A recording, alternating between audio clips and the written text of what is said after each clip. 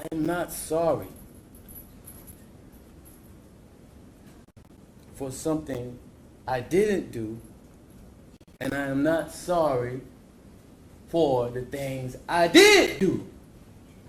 Mr. Oneal, All I'm right. not, listen, stop, All right. listen to me. I'm not You're not gonna raise your voice again. I'm You're not going to raise my your voice again. I'm not. I will have you removed from this courtroom. I can sentence you without you being present. Yes, ma'am. You don't conduct I yourself. understand, Your Honor. Thank you. But I will say, I'm sorry for your loss. 19 years I've been at this job. I've seen human beings killed at the hands of others in every way imaginable. You name it, I've seen it. Shootings, stabbings, drownings, suffocatings, blown apart by cars, some DUI manslaughter cases, horrible things. This is the worst case I have ever seen as far as the facts go.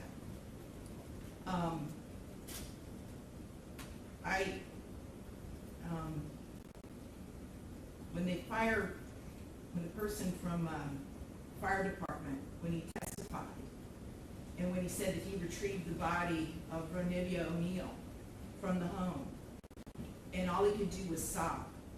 It took every ounce I had not to start sobbing too. Because there is no way any person with any feeling could have witnessed or seen the photos of what occurred that night and not be haunted for the rest of your life. I know I will be. For the rest of my life, I'll be haunted by what I saw as far as the evidence and just the abject cruelty of it all. The abject cruelty. And I was aware, because I reviewed a lot of the discovery ahead of time, as you well know, did a lot of in-camera inspection of a lot of documents. And I was aware there was some evidence, at least, that when you needed to recover from your gunshot wound, that neither your parents nor your Aisha, Ms. Robinson, would let you come recover at their home. I don't know if it's true or not. I'm not going to get into a dispute. I just mentioned there was some evidence referencing that in the records. And all I could think about, because I knew that Miss Barron was not with you romantically at the time. And I knew that she just out of the goodness of her heart let you come stay with her. And it is beyond tragic that that critical decision ended in so much horror for her and for her children. It is unspeakably cruel what happened as a result of that one decision.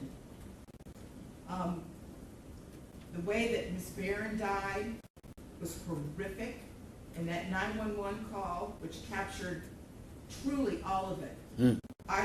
You heard, and everyone who's heard that 911 call heard a death scream. If anybody ever wants to know what it sounds like before a human being dies, knowing that their death is imminent, that's exactly what it is. That was a death scream. We're going to see if it's true. But what happened to little Ronivia and to little Ronnie, but I'm going to focus on Ronivia, because she was special. And you could tell Miss Barron had done everything she could to create a beautiful home for her family.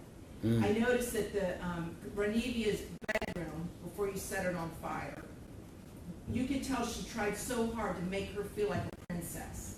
Kenyatta did everything she could. And I noticed too in the kitchen, on the refrigerator, she put up magnets that said faith, love, family, hope. And then you know what else happened to that refrigerator during that night? It got splattered with blood all over it due to what happened. Little Ronivia, she couldn't scream, she couldn't run away, and she witnessed what you did to her mother as far as shooting her mother in the arm with the gunshot. She knew. And the horror that that child suffered. And she already had a life where she was born with challenges regarding her physical and her mental disabilities. But the pain and suffering that she suffered that night at your hands, unspeakable, absolutely unspeakable.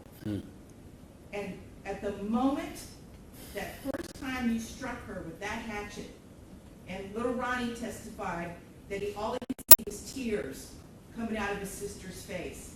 At that moment, that child knew. She knew she was being betrayed in the cruelest, most tragic and sorrowful way that a child could ever be betrayed. She was being betrayed by her parent, the one person that should be there to protect their children and love them and keep them from harm. And that was the last thing that child felt before she passed on from this earth, was your utter, cruel betrayal to her. And I read somewhere, and I don't know if it's true or not, I have no idea, but I read somewhere that souls pick their lives, and that they know exactly how difficult their lives are going to be before they enter into this world. And I don't know if that's true or not, but if it is, Ronnie Oneal is one of the bravest souls I have ever come across in my 54 years on this planet. One of the bravest ever, ever, because she suffered so traumatically.